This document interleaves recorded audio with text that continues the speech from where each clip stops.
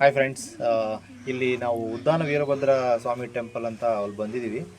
ಇದು ಇಲ್ಲೇ ದಾಬಾಸ್ಪೇಟೆ ಹತ್ರ ಬರೋದು. ಬೆಂಗಳೂರಿಂದ ಅರೌಂಡ್ 75 ಕಿಲೋಮೀಟರ್ಸ್ ಆಗುತ್ತೆ.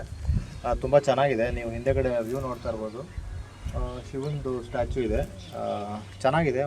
ತುಂಬ ಬಿಸಿಲಿದ್ರೂ ಮರಗಳಿರೋದ್ರಿಂದ ತುಂಬ ತಣ್ಣಗಿದೆ, ಚೆನ್ನಾಗಿದೆ.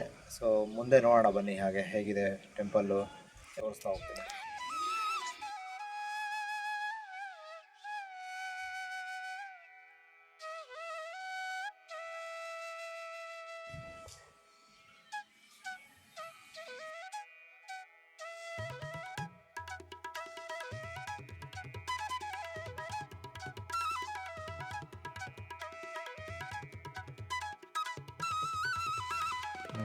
ಬನ್ನಿ ಫ್ರೆಂಡ್.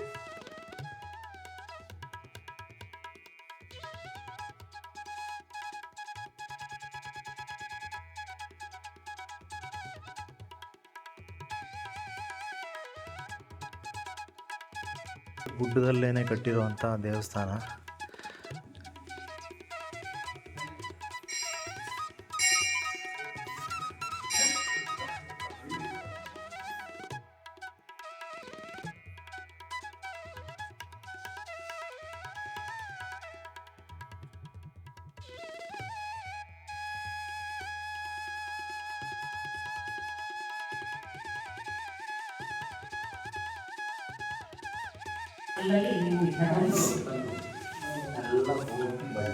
ಬಂಡೆಯಲ್ಲಿ ಈ ಥರ ಕೆತ್ತನೆ ಮಾಡಿಸಿದ್ದೀರಾ? ತುಂಬ ಚೆನ್ನಾಗಿದೆ.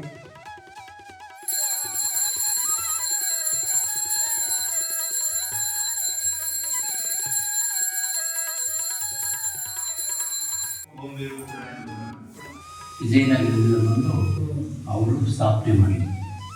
ಆಮೇಲೆ ಬೆಳೀತಿದ್ದಕ್ಕೆ ಇದು ಉದ್ದಾನ ವೀರಭದ್ರ ಸ್ವಾಮಿ ಉದ್ಭವ ಮೂರ್ತಿ, ಅದಕ್ಕೋಸ್ಕರ ಬೆಳೀತಾ ಇತ್ತು ಅಂದ್ಬಿಟ್ಟು ಸ್ವಾಮಿ ಪ್ರಸಾದ ಕೇಳಿ ಒಂದು ಗಡಾನೆ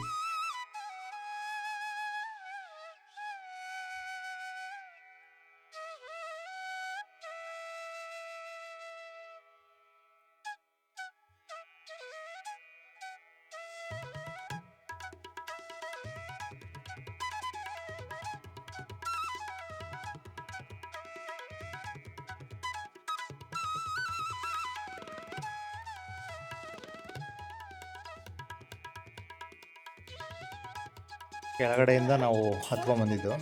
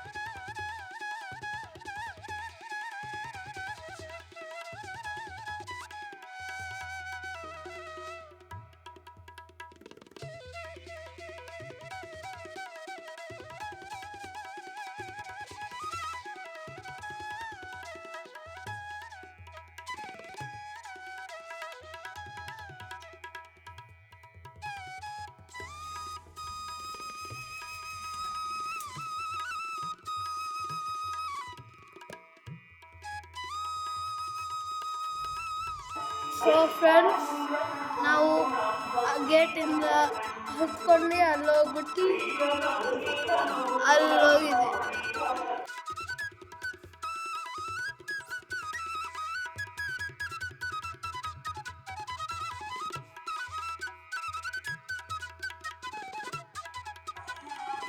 ತುಂಬ ಚೆನ್ನಾಗಿತ್ತು ದೇವಸ್ಥಾನ.